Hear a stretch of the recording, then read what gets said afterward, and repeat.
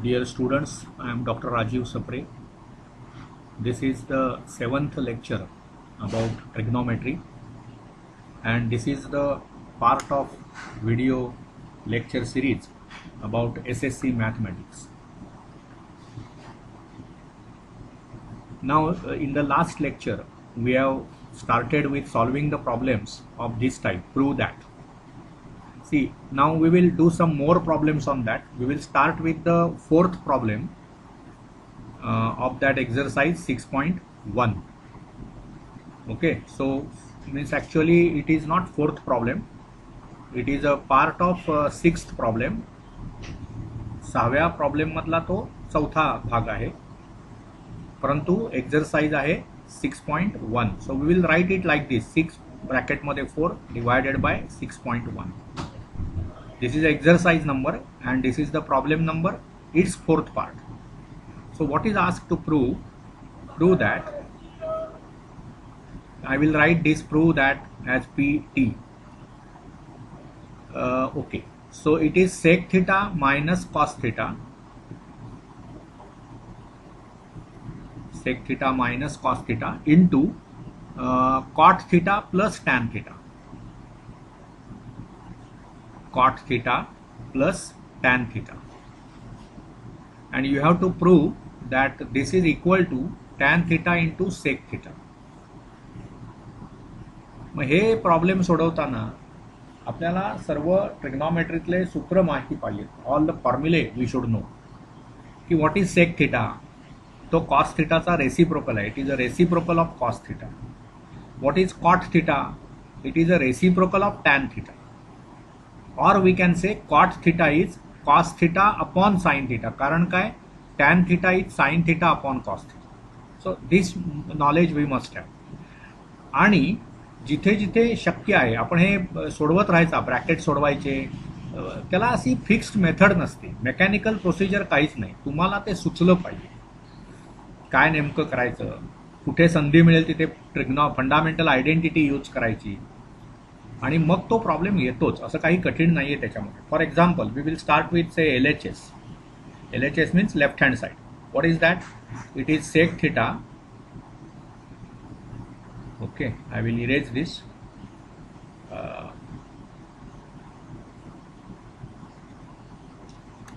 Okay, so it is sec theta minus cos theta into cot theta plus tan theta. Okay, now what is happening here? Sec theta, you know, it is 1 upon cos theta minus cos theta. So this I can write as it is, into bracket cot theta, this is cos theta upon sin theta, आणि plus here it will be sin theta divided by cos theta. ठीक आहे. म्हणजे काय होईल बघा, हे subtraction जर आपण केलं, इथे मायनस साइन आहे ना, त्यामुळे ही वजाबाकी जर केली तर त्याचा छेद येणार cos theta. So it will be here cos theta. आणि इथे काय होईल बघा, 1 मायनस, इथे काही गुणायला नकोच आहे मला, इथे 1 आहे ना खाली, त्यामुळे हे क्रॉस मल्टिप्लिकेशन 1 होणार, मायनस हे कॉस स्क्वेअर थिटा. बघा, cos theta into cos theta, cos squared theta. त्यामुळे हा या ब्रॅकेटचा सिम्प्लिफिकेशन झालं. इथे काय होईल बघा, हे क्रॉस मल्टिप्लाय आणि हे cross multiply. So it will be cos square theta plus sign squared theta, आणि होल थिंग डिवायडेड बाय गुणाकार यांचा, म्हणजे sign theta into cos theta. बरोबर आहे. आता इथे तुम्हाला संधी आहे फंडामेंटल आयडेंटिटी यूज करण्याची. कोणती fundamental identity? Sine square theta plus cos square theta is 1. Okay. आणि दुसरं बघा, तुम्हाला बघा पुन्हा एकदा मी इथे लिहितो, काय फंडामेंटल आयडेंटिटी आहे आपली? Sine squared theta plus cos squared theta is equal to 1. म्हणजेच काय होईल बघा, 1 मायनस कॉस स्क्वेअर्ड थिटा. इथे आहे ना हे 1 minus cos square theta. So it comes out to be sine squared theta. त्यामुळे इथे तुम्हाला साइन स्क्वेअर्ड थिटा लिहिता येईल अपॉन कॉस थिटा. इथे ते 1 होणार, अपॉन हे होणार sign theta into cos theta. ठीक आहे. बाय युजिंग हे दोन्ही ज्या गोष्टी केल्या आपण, 1 मायनस कॉस स्क्वेअर थिटा आपण साइन स्क्वेअर थिटा लिहिलं, इथे दाखवलं मी ते का आलं तसं. ते त्याच्या मागे काय आहे, फंडामेंटल आयडेंटिटी. आणि इथे तर straightaway sine square plus cos square 1 आहेच. So by using sine squared theta plus cos squared theta is equal to 1. मग आता काय होईल बघा, दिस इज इक्वल टू यातला एक साइन थिटा इथला कॅन्सल होईल, बरोबर ना. मग काय आलं, sign theta upon cos theta म्हणजे हे टॅन थिटा आलं, गुणिले हे 1 अपॉन कॉस थिटा म्हणजे हे आलं sec theta. So this is what we wanted on the right hand side. Take tan theta into sec theta. So this is equal to right hand side. म्हणजे काय केलं पुन्हा एकदा लक्षात घ्या, सेक थिटा जे आहे. आता ह्याच्यामध्ये आणखी एक साधी गोष्ट लक्षात घ्या की कुठलाही असला जो प्रॉब्लेम असतो ना, सो शेवटी तिथे काहीतरी टॅन असेल, सेक असेल, कोसेक असेल, कॉट असेल, तर हे सर्व ना जर आपण साइन आणि कॉसमध्ये समहाऊ कन्व्हर्ट केलं आणि ते सिम्प्लिफाय केलं की 99.99% तो प्रॉब्लेम सॉल्व्ह होतो. बघा इथे आपण तेच केलं, शेवटी साइन आणि कॉसच्या भाषेत ते लिहिलं, झाला प्रॉब्लेम. फक्त ह्याच्यामध्ये तुम्हाला काय असतं, ज्याला आपण संधी साधूपणा म्हणतात, तो तुमच्याकडे असला पाहिजे. इथे लगेच कळलं पाहिजे sign square plus cos square, अरे वा, म्हणजे ते 1 आहे. हे 1 मायनस कॉस स्क्वेअर आहे, ते साइन स्क्वेअर लिहायचं. 1 मायनस साइन स्क्वेअर असेल तर ते कॉस स्क्वेअर लिहायचं. सेक स्क्वेअर थिटा मायनस 1 असेल तर ते टॅन स्क्वेअर लिहायचं. असं सर्व सुचत राहिलं पाहिजे. This is very important in all these problems. लक्षात घ्या की तुमचा एक आवाका पाहिजे, त्याच्यासाठी तुमचे आधी सर्व सूत्र माहिती पाहिजे. Once you know all the formulae, nothing is difficult. फॉर्म्युल्यांचं नॉलेज खूप चांगलं पाहिजे, हे लक्षात घ्या. ठीक आहे. Now we will go for the every problem I will not solve, but some problems definitely we will do. So now it is problem number 6 मधला 5वा प्रॉब्लेम आणि exercise 6.1. See now what it is. 5वा problem करतोय आपण. Okay. So what is there, cot theta plus tan theta. बघा, cot theta plus tan theta. Okay. And we have to prove it is equal to cosec theta into sec theta. Sec theta into cosec theta असं तुम्हाला prove करायचं. ठीक आहे. मग generally left hand साईडनेच सुरुवात करतो आपण. अगदी रेअर प्रॉब्लेम्समध्ये राईट हँड साईडने सुरुवात करतात, पण generally we start with left hand side. ठीक आहे. आता काय होणार बघा, LHS जे आहे ना ते आपण लिहिलं, समजा cot theta plus tan theta. Okay. आत्ताच हे नाही लिहायचं इक्वल टू, ते प्रूव्ह करायचं आहे तुम्हाला. So this is equal to, this is where we started. Cot theta म्हणजे काय होतं बघा, cos theta divided by sine theta. हे टॅन थिटा म्हणजे काय होतं, it is sine theta divided by cos theta. मग हे क्रॉस मल्टिप्लाय करा, कॉस स्क्वेअर थिटा, इथे साइन थिटा आणि sine theta, so sine squared theta product त्याचा, आणि डिवायडेड बाय यांचा गुणाकार म्हणजेच काय होणार बघा, sine theta into cos theta. आता लगेच लक्षात यायला पाहिजे, हे sine square plus cos square आहे, that is 1 by fundamental identity. So this is 1 upon sine theta into cos theta. You can say by, this is the reason, by sin square theta plus cos squared theta equal to 1. म्हणजेच काय होणार आहे, 1 upon sine theta into 1 upon cos theta. बघा, ज्यावेळी हे असं असतं ना, 1 अपॉन ए इंटू 1 अपॉन बी, हा गुणाकार आपण काय लिहितो, 1 अपॉन ए बी. तसं हे तुमचं ए बी आहे, साइन थिटा कॉस थिटा. मग ते आपण कसं लिहितोय, 1 अपॉन ए इंटू 1 अपॉन बी. तसं इथे 1 अपॉन साइन थिटा, पण 1 अपॉन साइन थिटा म्हणजेच काय, कोसेक थिटा, आणि 1 अपॉन कॉस थिटा म्हणजे काय, sec theta. So this is what we wanted, sec theta into cosec. ठीक आहे. ठीक आहे. हे आपण असं लिहू शकतो, this is same as sec theta into cosec theta. Commutative property म्हणतात त्याला, right. So this is how such problems can be done. 12 problems इथे आहेत. हे 12च्या 12 तुम्हाला येतात का, या प्रश्नाचं उत्तर फार महत्त्वाचं आहे आणि ते यायला हरकत नाही. They are very simple problems. आपणाला एक काय म्हणता येईल, मी मग नेहमीच हा शब्द वापरतो की एक सेन्स पाहिजे. आपणाला कुठे फॉर्म्युले यूज करता येतील, कुठे मला फंडामेंटल आयडेंटिटीज वापरता येईल. टॅन थिटा आलं तर ते साइन अपॉन कॉस लिहायचं गरज असेल तर, किंवा काही वेळा ते टॅन थिटा हे 1 अपॉन कॉट थिटा लिहावं लागेल. माहीत नाही आपल्याला नेमकं अशी प्रोसिजर याला काहीच नसते या प्रॉब्लेम्सला. You have to be alert about everything, then only such problems can be managed properly. ठीक आहे, पुढे बघूया आपण. ओके, आता हा जो प्रॉब्लेम आहे 1 upon sec theta minus tan theta, बघा तो 6वा प्रॉब्लेम, म्हणजे कुठल्या 6व्या मधला 6वा प्रॉब्लेम आणि एक्झरसाइज 6.1, बरोबर ना. मग काय होतंय बघा, त्याच्यामध्ये दिलेलं आहे तुम्हाला 1 upon sec theta minus tan theta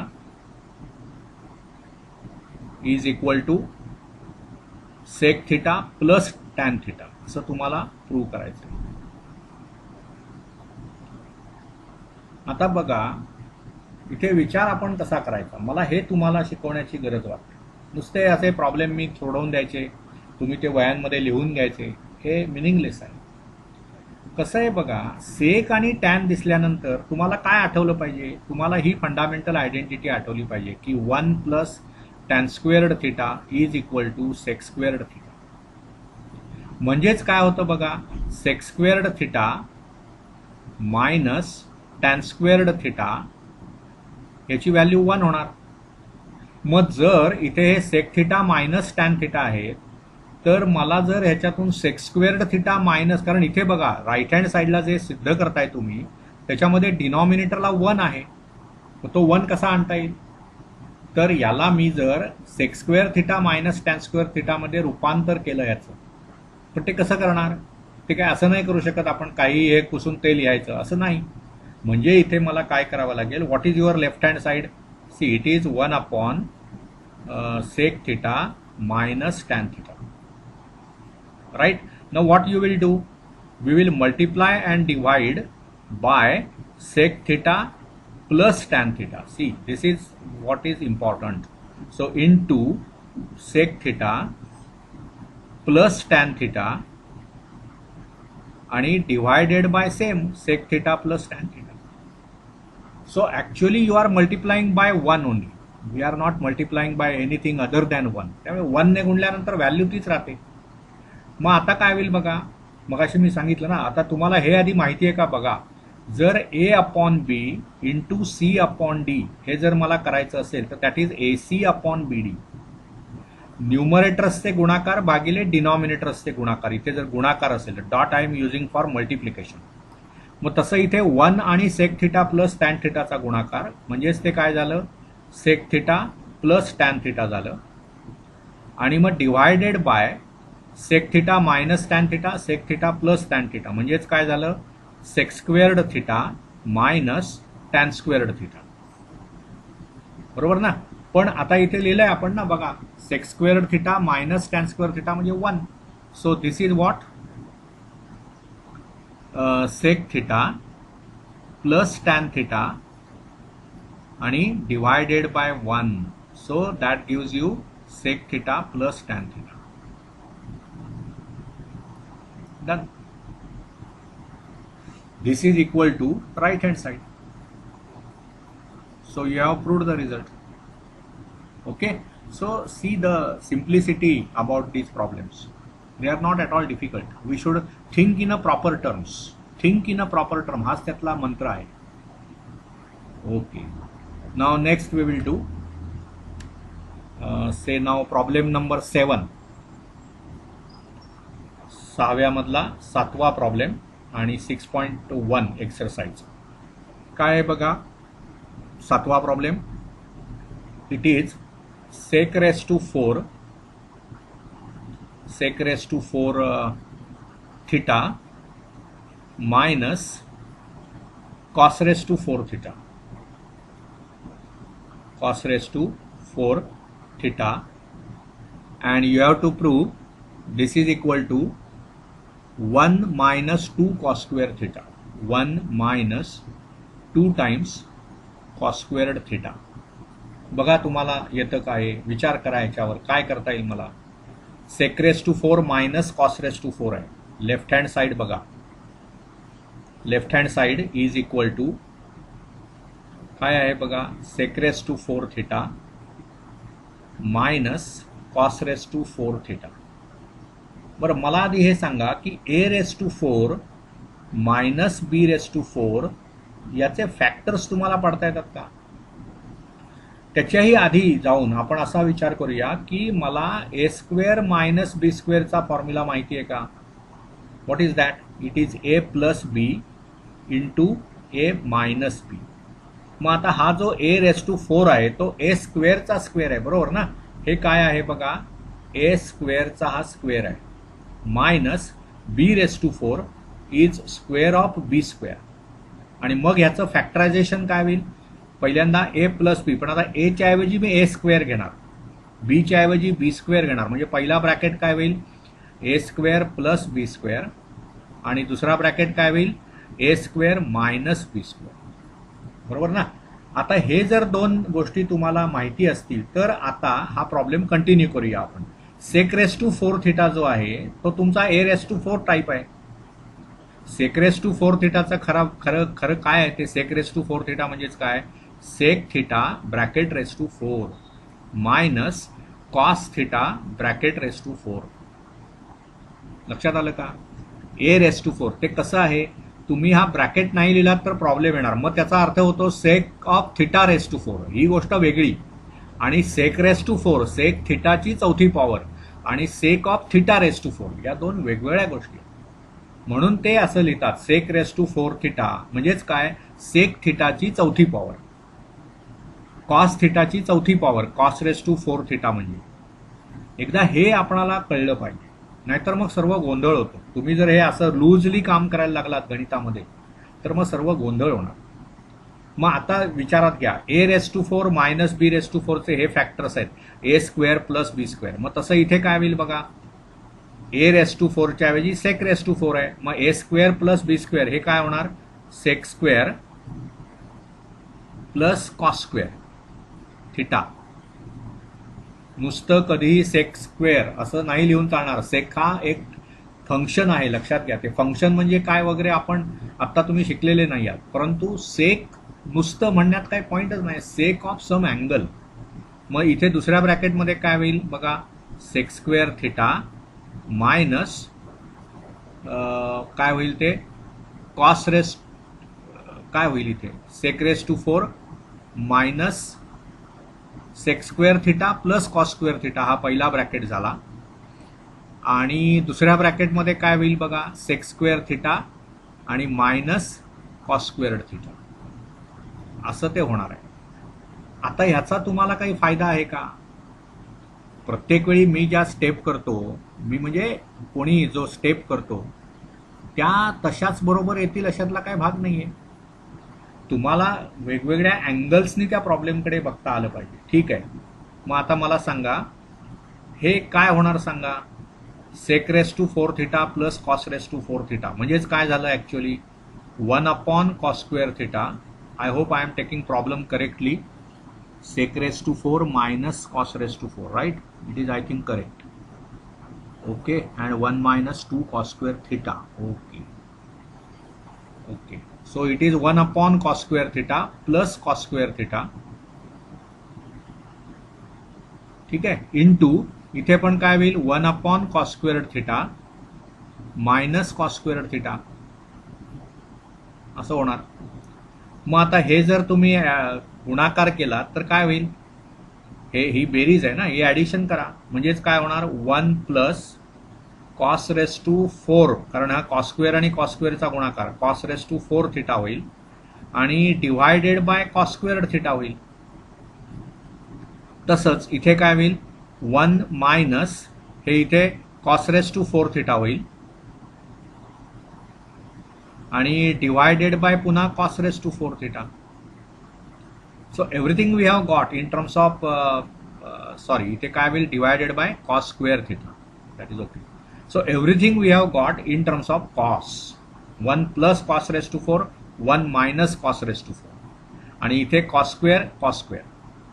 okay, मग आता काय होईल बघा, पुढचा गुणाकार कसा करणार आपण, म्हणजे हे 1 plus cos raise to 4 theta, म्हणजे हे ए प्लस बी झालं, A plus B type term झाली ती, आणि ही A minus B type term झाली.